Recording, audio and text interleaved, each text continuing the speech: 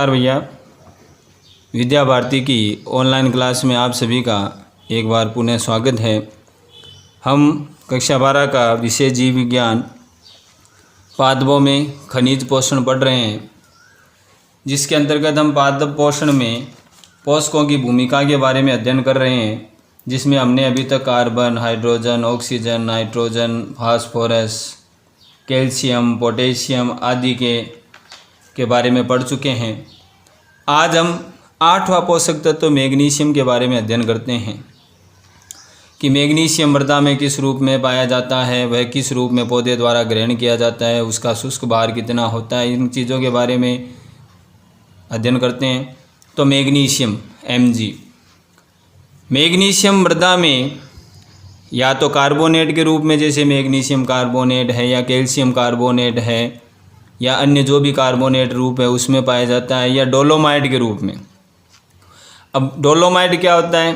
Calcium और magnesium carbonate का दोनों से बना हुआ, कैल्शियम कार्बोनेट और मैग्नीशियम कार्बोनेट दोनों से बना हुआ एक निर्जल, जिसमें जल की मात्रा नहीं होती है, निर्जल कार्बोनेट पदार्थ होता है, खनिज होता है, जो पहाड़ों में, मृदा में, मिट्टी में, ज़मीन के नीचे पाया जाता है। तो ये कार्बोनेट के रूप में या डोलोमाइट के रूप में मैग्नीशियम है वो मृदा में पाया जाता है। और लेकिन पादप इसे किस रूप में ग्रहण करते हैं? मैग्नीशियम आयन के रूप में, Mg+2 आयन के रूप में इसे ग्रहण करते हैं, अवशोषित करते हैं। पादप के शुष्क भार में इसकी मात्रा कितनी होती है? 0.5 से 0.7% इसकी पादप में मात्रा होती है।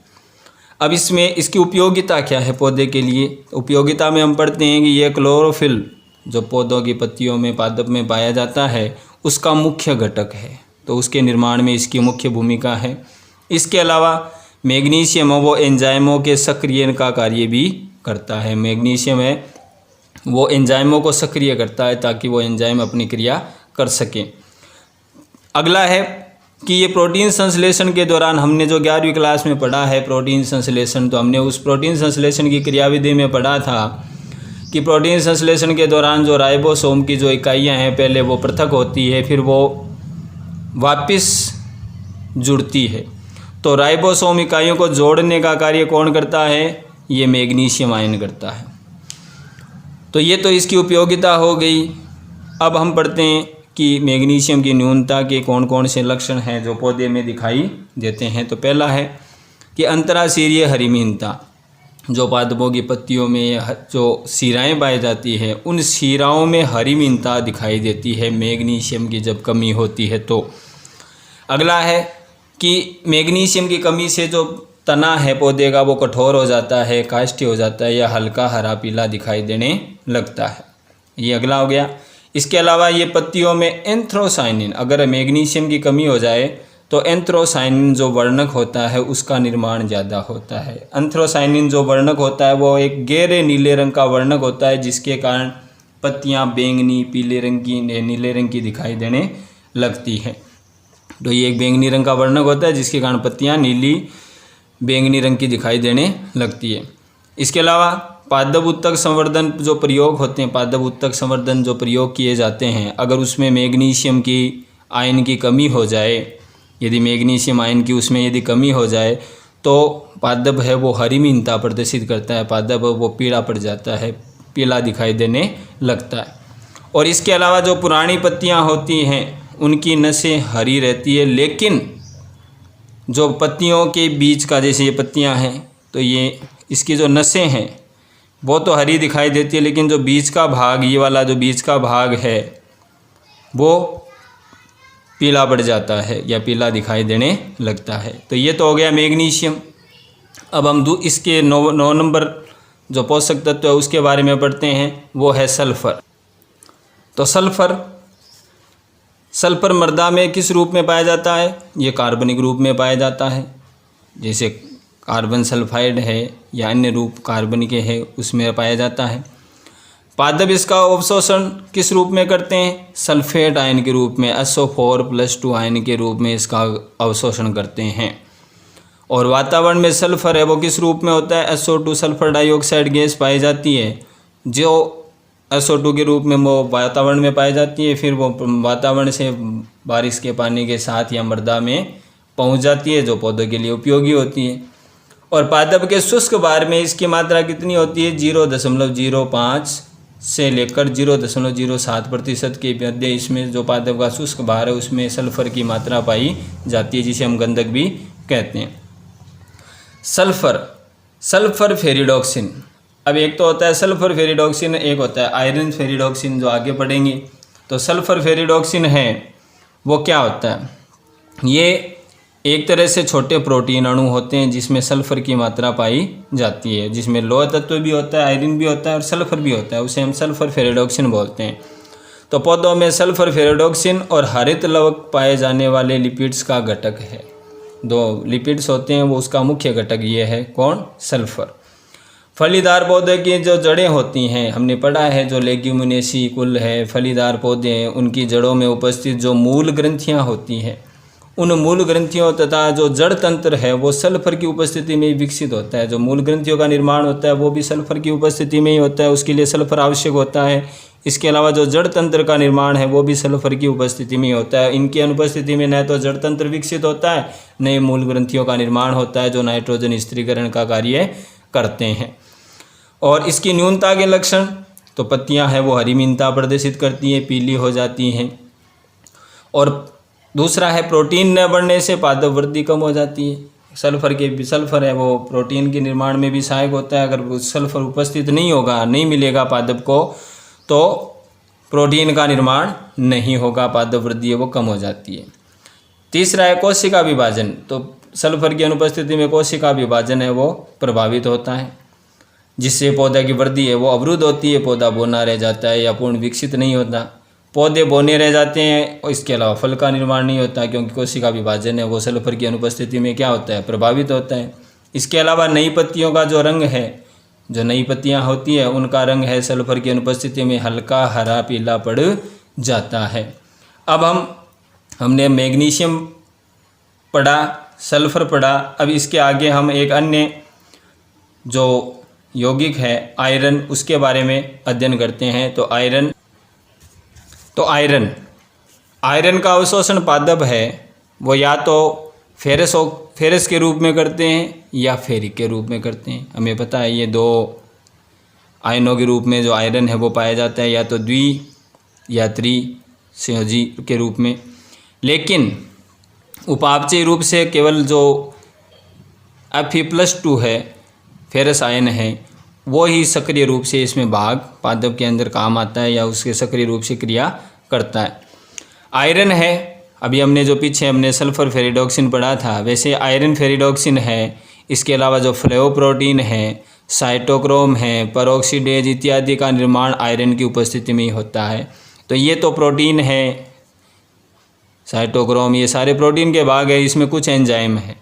तो ये फेरिडोक्सिन प्रोटीन है, छोटे प्रोटीन होते हैं। फ्लेवोप्रोटीन है, फ्लेवोप्रोटीन जो होते हैं वो सजीवों में लगभग सभी में पाए जाते हैं। तो जो प्रोटीन मानव कोशिकाओं के निर्माण में सहायक होता है, ये जो फ्लेवोप्रोटीन मानव कोशिकाओं के निर्माण में सहायक होता है, उनके कोशिका भित्ति का निर्माण करता है। इसके अलावा ये पादपों के परिवहन, जो कोशिकाओं में जो पादपों का आना जाना जो परिवहन होता है, विसरण होता है, उसमें भी सहायक होते हैं। इनमें फ्लेविन नामक न्यूक्लिक अम्ल पाए जाते हैं, इसलिए इसका नाम है फ्लेविन नामक न्यूक्लिक अम्ल पाए जाने के कारण इसका नाम फ्लेवोप्रोटीन रखा गया है। ऐसे साइटोक्रोम है, ये भी AB, cytochrome A, B, C, D, ये भी एक प्रोटीन के प्रकार होते हैं। इसके लिए पेरोक्सीडेज जो प्रोटीन एंजाइम होते हैं। तो ये सारे प्रोटीन हैं जिनका निर्माण के लिए आयरन की आवश्यकता होती है, और ये इन चीज़ों के मुख्य घटक हैं, इनका मुख्य घटक है जिनकी उपस्थिति में इनका निर्माण होता है। इसके अलावा जो आयरन होता है वो प्रकाश संश्लेषण व क्लोरोफिल के संश्लेषण में आयरन की उपस्थिति अनिवार्य है। इसके बिना न तो प्रकाश संश्लेषण होता है, न ही क्लोरोफिल का निर्माण होता है। तो ये इसकी उपयोगिता हो गई। और न्यूनता के लक्षण क्या होते हैं? सर्वप्रथम जो तरुण पत्तियाँ होती हैं उनमें हरीमीनता प्रदर्शित होती है। यदि आयरन की कमी हो जाए तो जो तरुण पत्तियाँ होती हैं उनमें हरीमीनता प्रदर्शित होने लगती है, वो हरी पीली दिखाई देने लगती है। इसके अलावा आयरन है वो प्रकाश संश्लेषण में सहायक है, श्वसन में सहायक है, प्रोटीन संश्लेषण में सहायक है। तो ये क्रियाएं इससे प्रभावित होती है अगर आयरन की कमी हो जाए तो। इसके अलावा पौधे की वृद्धि है वो कम हो जाती है, क्योंकि यदि प्रकाश संश्लेषण नहीं होगा, श्वसन नहीं होगा, प्रोटीन संश्लेषण नहीं होगा तो पौधे की वृद्धि है वो कम हो जाएगी। और आयरन की अत्यधिक न्यूनता से पत्तियों के जो किनारे होते हैं, जो पत्ती के किनारे होते हैं, अग्रभाग है वो झुलस जाते हैं, सूख जाते हैं, जड़े हुए दिखाई देते हैं पत्तियाँ। इसके अलावा नई पत्तियों में शिराओं के बीच का भाग है वो जो शिराएँ होती हैं उनके बीच का जो भाग होती है, अभी हमने पढ़ा कि ये जो शिराएँ हैं उनका जो ये बीच का भाग है ये पीला हो जाता है, ये आयरन की अनुपस्थिति में होता है। तो ये इसकी कमी के लक्षण हैं। अब हम आयरन के पश्चात हम एक अन्य पोषक तत्व के बारे में पढ़ते हैं जिसका नाम है मैग्नीज।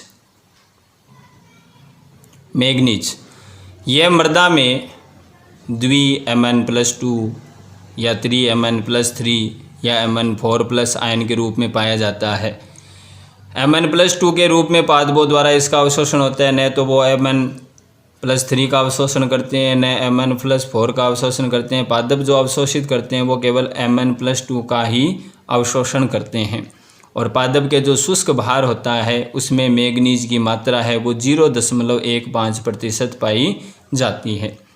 इसकी उपयोगिता तो श्वसन एंजाइमों व नाइट्रोजन मेटाबॉलिज्म, जिसको हम उपापचय या चयापचय कहते हैं, नाइट्रोजन उपापचय बोलते हैं चाहे चयापचय, जिससे प्रोटीन संश्लेषण होता है, या जो भी अन्य क्रियाएं होती हैं एंजाइम के लिए सक्रिय कारक का कार्य करते हैं। तो जो श्वसन एंजाइम है वो मैग्नीज की उपस्थिति में ही सक्रिय होकर श्वसन क्रिया को संपन्न करते हैं। या नाइट्रोजन जो स्थिरीकरण या नाइट्रोजन से प्रोटीन का जो संश्लेषण होता है उसमें भी जो नाइट्रोजन मेटाबॉलिज्म, जिसको उपापचय बोलते हैं हिंदी में, के लिए सक्रिय कारक का कार्य मैग्नीज करता है। इसके अलावा प्रकाश संश्लेषण क्रिया में जल अपघटक, जो प्रकाश संश्लेषण क्रिया होती है जिसमें H2O का अपघटन होता है H2+O2 में, तो वो अपघटन करने के लिए कौन सा आयन चाहिए? Mn+2 की आवश्यकता होती है। तो इसकी न्यूनता के लक्षण क्या होते हैं? इसकी जब मैग्नीज की न्यूनता होती है तो युवा व परिपक्व पत्तियों में हरिमीनता प्रदर्शित होती है। जो नई पत्तियां होती हैं या परिपक्व पत्तियां होती है वो हरिमीनता प्रदर्शित करती हैं। ये लक्षण लगभग ज़्यादातर में पाया जाता है। इसके अलावा दूसरा है जड़ का असीमित विकास। अब इससे अगर मैग्नीज की कमी हो जाए तो जड़ों का जो विकास है वो सीमित हो जाता है, तो इसलिए वो पौधे की वृद्धि है वो अवरुद्ध हो जाती है। इसके अलावा मैग्नीज की कमी से पादपों में कुछ विशिष्ट रोग होते हैं, जैसे मटर में होने वाला एक रोग है जिसमें मटर के बीजों में मार्श स्पॉट्स रोग, मतलब एक दलदली या गड्ढेदार धब्बे बन जाते हैं।